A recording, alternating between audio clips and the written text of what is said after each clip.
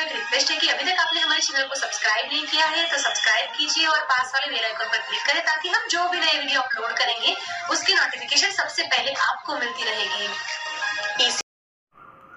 Hello guys, मैं कपिल शर्मा फिर से एक वीडियो लेके हाजिर हूँ आपके सामने। और आज हमारा टॉपिक रहेगा सर्वनाम। आज हम सर्वनाम पे यानी प्रोनाउन पे डिस्कस करने वाले हैं।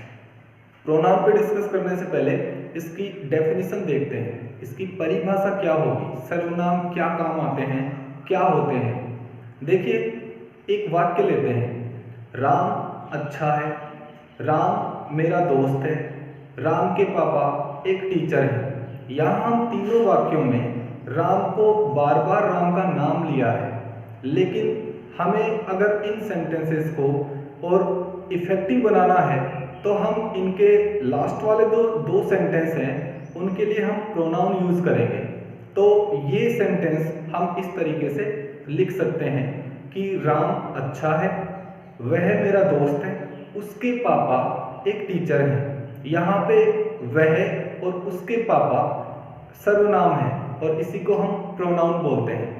आइए आगे चल के देखते हैं कि प्रोनाउंस की कितनी कैटेगरीज होती हैं, कितने टाइप्स होते हैं। यहाँ पे हम 3 टाइप्स के बारे में बात करने वाले हैं। एक है सब्जेक्ट, एक है पजेसिव प्रोनाउन और एक है ऑब्जेक्टिव प्रोनाउन। देखिए, सबसे पहले हम सब्जेक्टिव प्रोनाउन के बारे में बात करते हैं। सब्जेक्टिव प्रोनाउन को शुरू करने से पहले हमें ये ध्यान देना जरूरी है कि हिंदी में सब्जेक्ट को कैसे पहचानें। हमने सब्जेक्ट वाले टॉपिक में भी इसके बारे में डिस्कस किया था, लेकिन कुछ एक पहचान भी होती हैं जिनको हम देख के आसानी से सब्जेक्ट को पहचान सकते हैं। जैसे कि यहाँ पे सब्जेक्टिव लिखा हुआ है, ये सब्जेक्टिव प्रोनाउन से पूरे के पूरे आई, वी, यू, ही, सी, दे और इट। इनमें देखिए, जो हम यहाँ पे हिंदी लिख रखी है इसमें सब में ने लगा हुआ है। तो जहां भी किसी भी सर्वनाम से लास्ट में ने जुड़ जाता है वो सब्जेक्टिव प्रोनाउन बन जाता है। इसके लिए हमें ये ध्यान रखना होगा कि सर्वनाम के साथ में ने जुड़ना चाहिए और किसी चीज के साथ में नहीं। सर्वनाम के साथ में ने जब जुड़ता है तो वो सब्जेक्टिव प्रोनाउन होता है। अब शुरू से हम सब्जेक्टिव प्रोनाउंस के हर एक एलिमेंट्स को देख लेते हैं कि कौन कौन से प्रोनाउंस हैं। यहाँ पे सबसे पहले है आई और वी, जो कि फर्स्ट पर्सन में आते हैं। इनको फर्स्ट पर्सन में क्यों रखा जाता है? देखिए, सबसे पहला इंसान होता है मैं, हम खुद होते हैं। और दूसरा जो इंसान होता है जो हमारे सामने होता है वो होता है यू, इसलिए इसको सेकंड पर्सन में रखा जाता है। और तीसरे जो इंसान होते हैं जैसे कि वो या वे, अगर एक से ज्यादा इंसान है तो हम बोलेंगे वे, तो इसके लिए हम दे का यूज करते हैं। और इन सब चीजों को हम इसीलिए थर्ड पर्सन में रखते हैं। ये बात हो गई फर्स्ट पर्सन, सेकंड पर्सन और थर्ड पर्सन की। आइए आगे चलते हैं, इनका यूज कैसे करेंगे। देखिए, कोई भी सेंटेंस होता है उसमें वर्ब के पहले सब्जेक्ट होता है और वर्ब के बाद में ऑब्जेक्ट होता है। यानी कि जो सब्जेक्ट है उसकी जगह अगर हम प्रोनाउन यूज कर रहे हैं तो वो प्रोनाउन सब्जेक्टिव प्रोनाउन ही होगा। और सब्जेक्टिव प्रोनाउन जो है आपके सामने लिखे हुए हैं, आई, वी, यू, ही, सी, दे और इट, ये सारे के सारे सब्जेक्टिव प्रोनाउन होते हैं। अब इनका यूज देख लेते हैं, कुछ एक एग्जांपल्स लेते हैं। जैसे अभी हमने एक एग्जांपल लिया था कि राम अच्छा है। यहाँ पे राम जो है वो सब्जेक्ट है। कौन अच्छा है? राम अच्छा है। यहाँ पे राम सब्जेक्ट है, तो हम राम जो है, जो नाम होते हैं वो थर्ड पर्सन में आते हैं। थर्ड पर्सन में यहाँ पे दिया हुआ है ही, राम एक मेल है इसलिए हम इसमें ही का यूज करेंगे। और यहाँ पे जब हम ही का यूज करेंगे तो ये सेंटेंस बनेगा ही इज गुड। राम मेरा दोस्त है तो हम यूज करेंगे ही इज माई फ्रेंड। इस तरीके से सारे के सारे जो भी हैं हम यूज कर सकते हैं। आई एम गुड, मैं अच्छा हूं। हम अच्छे हैं, वी आर गुड। तुम अच्छे हो, यू आर गुड। वे अच्छे हैं, दे आर गुड। इस तरीके से हमने जो भी सब्जेक्ट में आने वाले प्रोनाउंस यूज किए उनको ऐसे आसानी से यूज कर सकते हैं। अब हम बात करते हैं ऑब्जेक्टिव प्रोनाउंस की। देखिए, वर्ब के बाद में जो भी आता है वो नॉर्मली ऑब्जेक्ट ही होता है। ऑब्जेक्ट में हमें यहाँ पे हिंदी में कुछ पहचान, जैसे हमने सब्जेक्ट की पहचान देखी वैसे ही हिंदी में ऑब्जेक्ट की भी पहचान होती है। यहाँ पे जहां सब्जेक्ट में ने जुड़ता है सर्वनाम में, वहां यहां प्रोनाउन में को जुड़ता है। जैसे आपको दिखाई दे रहा होगा मुझे और मुझको, यहाँ पे को के साथ में एक और चीज आ सकती है से, यानी मुझसे। ये सारी की सारी चीजें जो होती हैं, जैसे हमसे, तुमसे, उससे, उनसे, इससे, ये सब कुछ चीजें जो हैं कि को और से जब इनमें जुड़ जाता है, किसी भी प्रोनाउन में को और से जुड़ता है, तो हम आसानी से उसको पहचान करके बता सकते हैं कि ये ऑब्जेक्टिव प्रोनाउन है। चलिए ऑब्जेक्टिव टाइप के कुछ एग्जांपल्स लेते हैं। जैसे राम मेरे साथ है, राम इज विद मी। किसके साथ है? मेरे साथ में। मैं कौन हूं? आई। तो आई का जो ऑब्जेक्ट होगा, क्योंकि यहाँ पे राम तो सब्जेक्ट है, तो मेरे साथ जो होगा वो ऑब्जेक्ट होगा। तो हम यहाँ पे आई का ऑब्जेक्टिव केस मी यूज करेंगे, राम इज विद मी।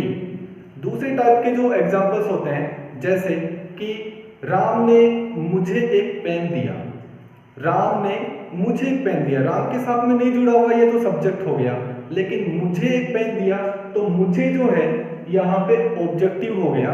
इसके लिए हमें ऑब्जेक्टिव प्रोनाउन यूज करना होगा, जो कि हमारा होता है मी।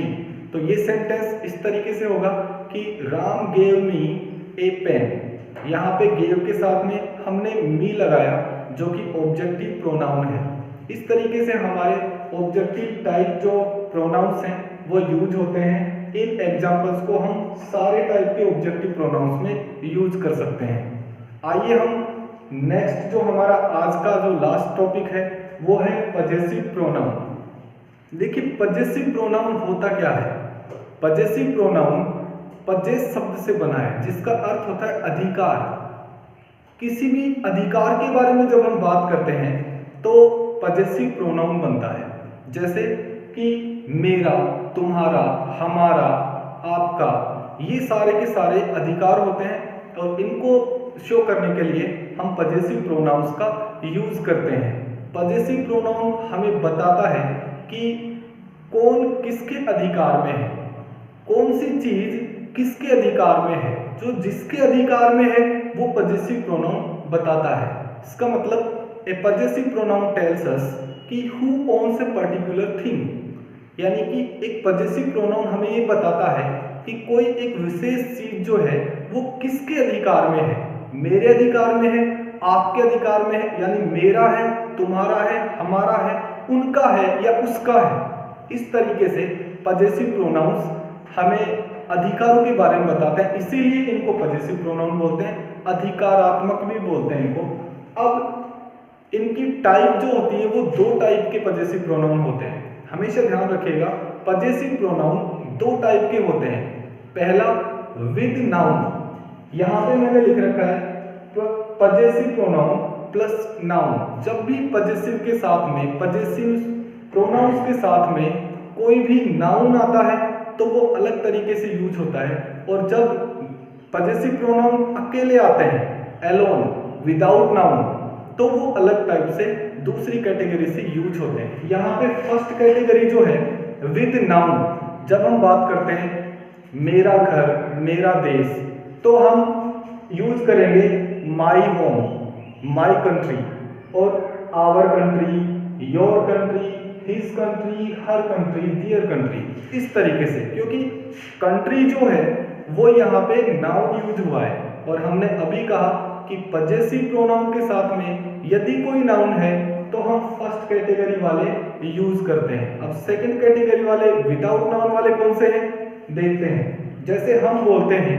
कि ये घर मेरा है, हमने ऐसे नहीं कहा कि ये मेरा घर है। अगर हम बोलते हैं ये मेरा घर है तो हम इसको लिखते दिस इज माई हाउस, लेकिन हमने कहा ये घर मेरा है। अब यहाँ पे ये घर जो है वो सब्जेक्ट हो गया, और मेरा जो है वो एलोन, अकेला आया है।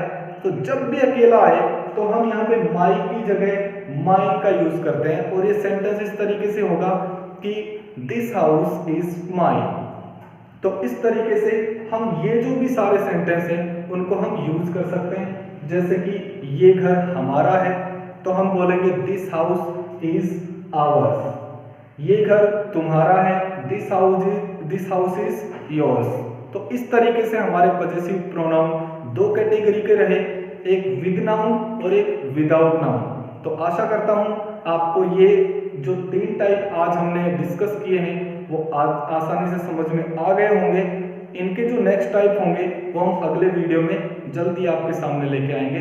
इससे पहले मैं आपको एक बात और बता दूं कि अगर इस प्रोनाउन वाले टॉपिक को सीखना है तो हमारा जो पिछला नाउन वाला वीडियो था उसको जरूर देखें, क्योंकि उसके बगैर ये टॉपिक आपके समझ में नहीं आएगा। और अगले टॉपिक में हम और भी ज़्यादा कोशिश करेंगे कि आपके और ज़्यादा इजी हो सके। तब तक के लिए गुड बाय, अपना ध्यान रखें, बहुत सारा जय हिंद।